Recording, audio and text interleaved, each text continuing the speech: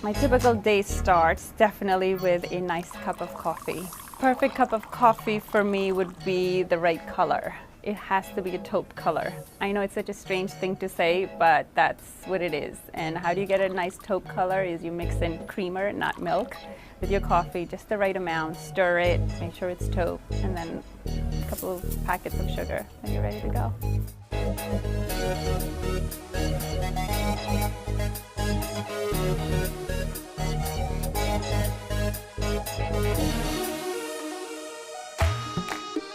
I was born in Lahore, Pakistan. I was working in corporate America for a while, and it's steady jobs, everything was going well, and I just felt so empty. And I knew that if I continued this way, there's no way I can stay in this path for the next 20, 30 years. And if I did, I would regret it. And one of my things I always wanted to pursue was a career in the fashion world. I always loved fashion, even when I was a little girl. I mean, I have memories of going far back as 5 years old. I would be walking around in high heels. Actually, I demanded that I should have high heels, and my family was very worried when they heard their 5-year-old asking for high heels. Have zippers.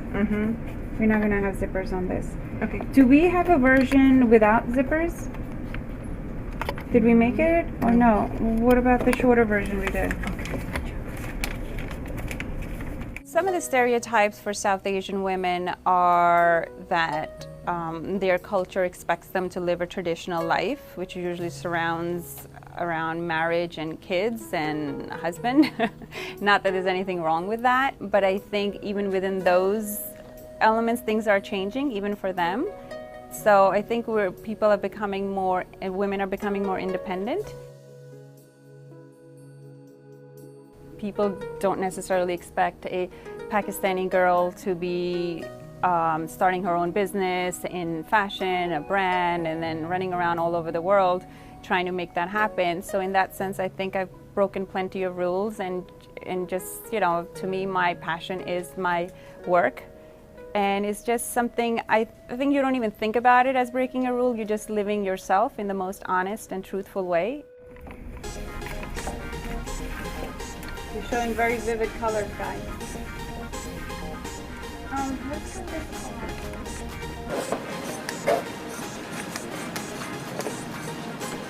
For me, one of the strongest element of a woman is her femininity. So in my collection, I make sure that every element that we have is feminine, and my team around me understands that, and that's what we believe in. I want the AYSHA brand to stand for something inspirational. I want the woman who wears my product to feel that she can accomplish her dreams, she can take chances and be a risk taker. And I think the brand should stand for creativity, femininity, all those elements come together. It's something that should inspire people.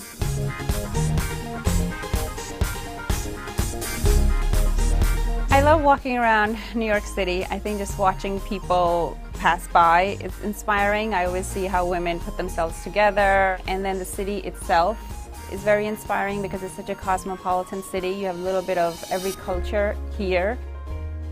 And I like seeing art exhibits, and I like going to galleries and seeing different artists. And other than just fashion designers, you have to see art in other forms, because I think that can inspire you as well, how different elements get used in whether it be painting or sculptures or just building architect.